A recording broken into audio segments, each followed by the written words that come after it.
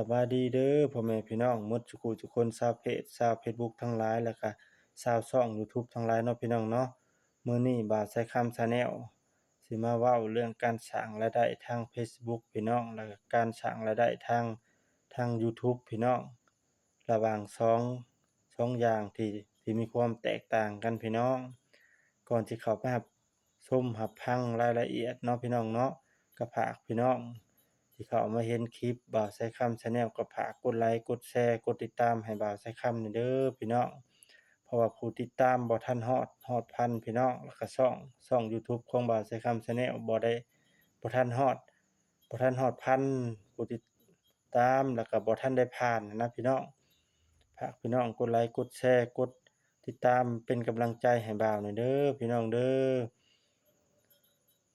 แล้วก็บ่าวใช้คำชาแนลก็สิเว้าเรื่องการสร้างรายได้ทางเฟซบุ๊กก่อนเนาะพี่น้องเนาะ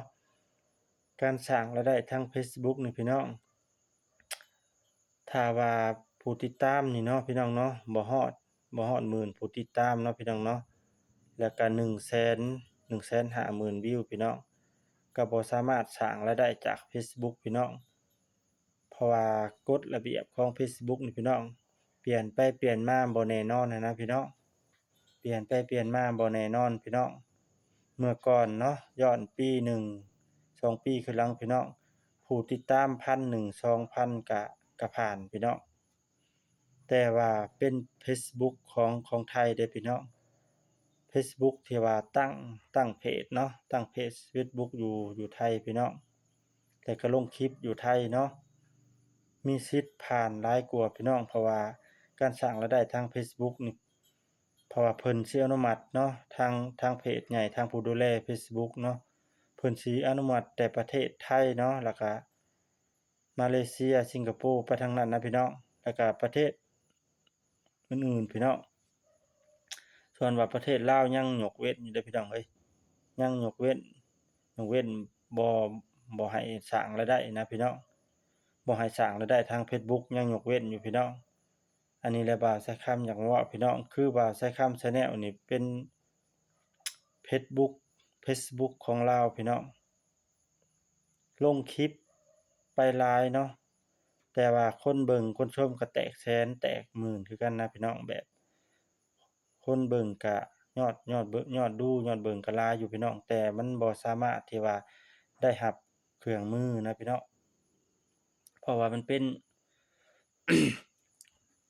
เพราะว่ามันเป็นเฟซบุ๊กของลาวพี่น้อง ถ้าว่าเป็นเฟซบุ๊กของไทยนี่มันมีเปอร์เซ็นต์ที่ว่าเต็ม100เด้อพี่น้องเอ้ยเต็ม100แบบสามารถสร้างรายได้ได้สำบายนะพี่น้องเพราะว่าประเทศไทยนี่เพิ่นรองรับอะนะพี่น้องรองรับการสร้างรายได้ทางเฟซบุ๊กนะพี่น้องส่วนประเทศลาวเรานี่ยากพี่น้องเอ้ย ยากพี่น้องยากแบบเพิ่นบ่รองรับนะพี่น้องบ่ฮู้ว่าสิได้เครื่องมือจากเนื้อหามื้อใดพี่น้องลงลงคลิปลงคอนเทนต์ไปหลายก็หมดเงินหลายพี่น้องเติมบัตรเขาพี่น้องเอ้ยส่วนว่าประเทศไทยนี่เขาเจ้าสิร้อยอยู่แล้วพี่น้อง100%ได้รับเครื่องมือไวนะพี่น้องถ้าว่าคนลาวเราอยากประสบความสำเร็จเนาะจากการสร้างรายได้ถึงทางเฟซบุ๊กนี่พี่น้องต้องต้องให้พี่น้องทางประเทศไทยเนาะเพิ่นให้เพิ่น ขอโทษเด้อพี่น้องเด้อเป็นไอนะพี่น้องต้องให้พี่น้องทางประเทศไทยเพิ่นซื้อโทรศัพท์แล้วก็ตั้งเฟซบุ๊กอยู่ไทยพี่น้องขึ้นชื่อว่าทำงานอยู่ประเทศไทยเนาะแล้วก็เอามาลงคลิปอยู่ลาวพี่น้องหลังจากเอาเฟซบุ๊ก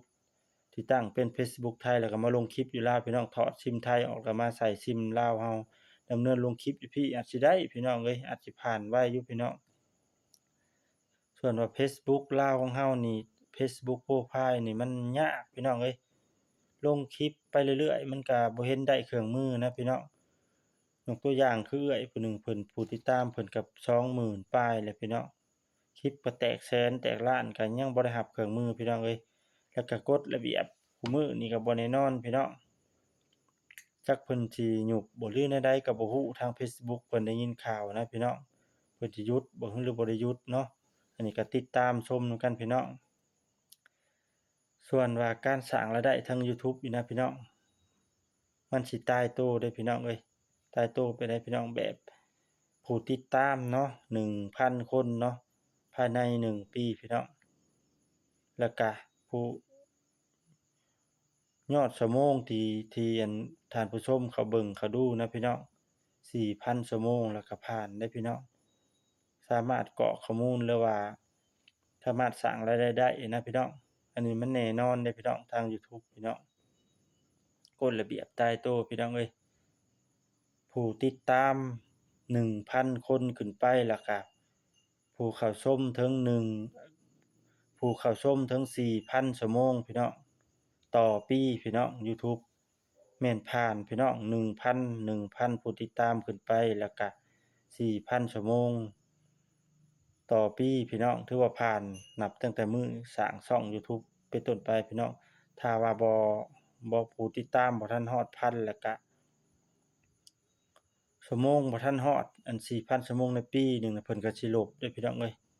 ลบลงเหลือ0อีกอันนี้กฎระเบียบของเพิ่นน่ะเพิ่นให้ตั้งเริ่มใหม่อีกเด้อพี่น้องถ้าว่าไผสร้างช่อง YouTube ดำเนินการเป็นยูทูบเบอร์ก็ให้บื้นแหล้วพี่น้องเอ้ยให้บุกบื้นใส่นะพี่น้องให้มันผ่านนะพี่น้องคันผ่านแล้วก็ผ่านเลยดอกพี่น้องเอ้ย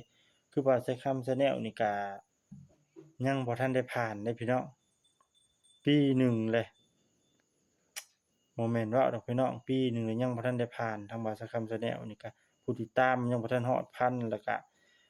ผู้ชมผู้เบิ่งนี่ก็หลายอยู่แต่ว่าชั่วโมงมันบ่ผ่านพี่น้องต้องได้เริ่มใหม่พี่น้องเอ้ยฝากเด้อพี่น้องเด้อฝากถึงอันชาวเพจชาว Facebook ทั้งหลายเนาะที่มีความรู้เนาะมีความสามารถให้ข้อมูลเนาะให้ความรู้ดีๆกว่าบ่าวสะคำ Channel ก็ทักแชตมาทางกล่องคอมเมนต์เด้อแลกเปลี่ยนข้อมูลกันเนาะ เพราะว่าก็แหละเพิ่นรู้2โตรู้1เนาะ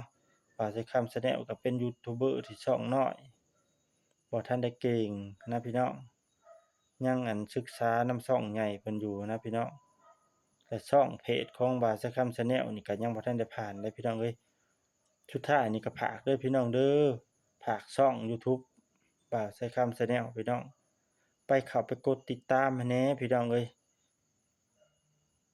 เพราะว่าผู้ติดตามนี่ยังน้อยพี่น้องบ่ทันฮอดพันนะพี่น้องเข้าไปกดติดตามให้แหน่พี่น้องเอ้ยเห็นตามภาพนี่เข้าไปกดติดตามช่องนี่เด้อพี่น้องขอละ1คน1ผู้ติดตามแล้วก็กดไลค์กดแชร์แหน่พี่น้องสบายดีพี่น้องขอบใจหลายๆเด้อพี่น้องเด้อสบายดีพี่น้อง